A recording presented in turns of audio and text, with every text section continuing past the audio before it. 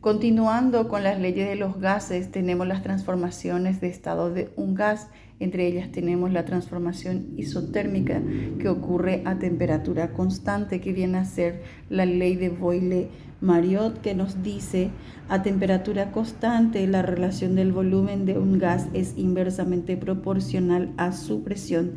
Inversamente proporcional quiere decir que cuando aumenta la presión, disminuye el volumen.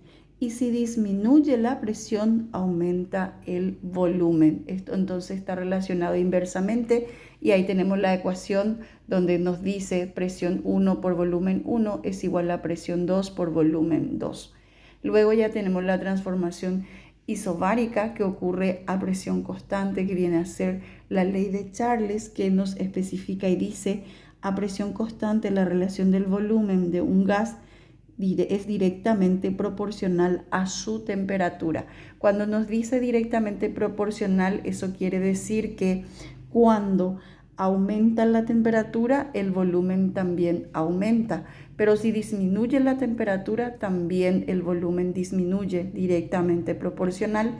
Y ahí tenemos la ecuación que nos dice volumen 1 dividido temperatura 1 es igual a volumen 2 dividido temperatura 2. Todas estas ecuaciones salen de la ecuación general de los gases, en donde nos dimos cuenta que la presión es constante. Eso vamos a aplicar en situaciones problemáticas donde nos especifique que la presión es constante. Luego tenemos isométrica, que viene a ser la ley de Gay-Lussac, que ocurre a volumen constante, en donde nos dice: a volumen constante la relación de la presión de un gas es directamente proporcional a su temperatura. ¿Qué ocurre entonces? Cuando aumenta la temperatura, aumenta también la presión. Si disminuye la temperatura, disminuye la presión. Por eso dice directamente proporcional. Y la ecuación que vamos a utilizar: presión 1 dividido temperatura 1 es igual a presión 2 dividido temperatura 2. En el material tenemos ejemplo, por ejemplo, a temperatura constante podríamos tener al abrigo, al termo también, recipiente que utilizamos para mantener, por ejemplo, la comida, en donde la temperatura permanece constante. Las isobáricas estamos teniendo la olla a presión y así sucesivamente. Todas las ecuaciones mencionadas se va a aplicar, y aquí en el material tenemos 3 ejemplos. En el primer ejemplo, que viene a ser a temperatura constante, se utiliza la ecuación entonces de la transformación isotérmica, en donde se reemplaza, se despeja y se reemplaza, quedando como resultado 30. Aquí también en el segundo ejemplo veamos que la presión permanece constante y se utiliza la ecuación de la transformación isobárica. A la temperatura se vuelve a sumar 273, y por último nos da cómo se aplica entonces la ecuación de la transformación isométrica cuando el volumen es constante. De esta manera se reemplaza, y acá tiene los resultados.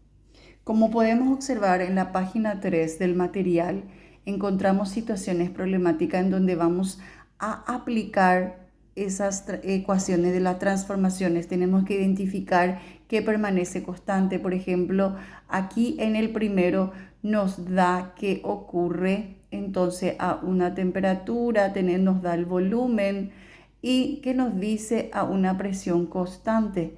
Entonces debemos de ver qué ecuación utilizar, porque debemos de hallar la temperatura. Ocurre a presión constante, entonces debemos de utilizar la ecuación de la transformación isobárica.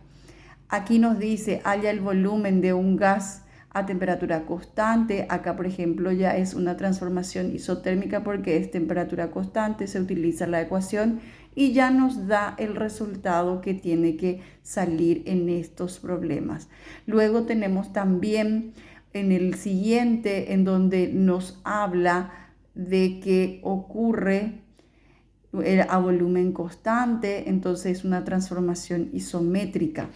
El último nos dice una masa de oxígeno gaseoso ocupa un volumen de a una temperatura, y nos da el valor a una presión constante. Transformación isobárica, se utiliza esa ecuación también y nos da como datos ahí todos los valores y también nos da el resultado. Y debemos de resolver todas esas ecuaciones utilizando, debemos resolver todos estos problemas aplicando las ecuaciones entonces de las transformaciones.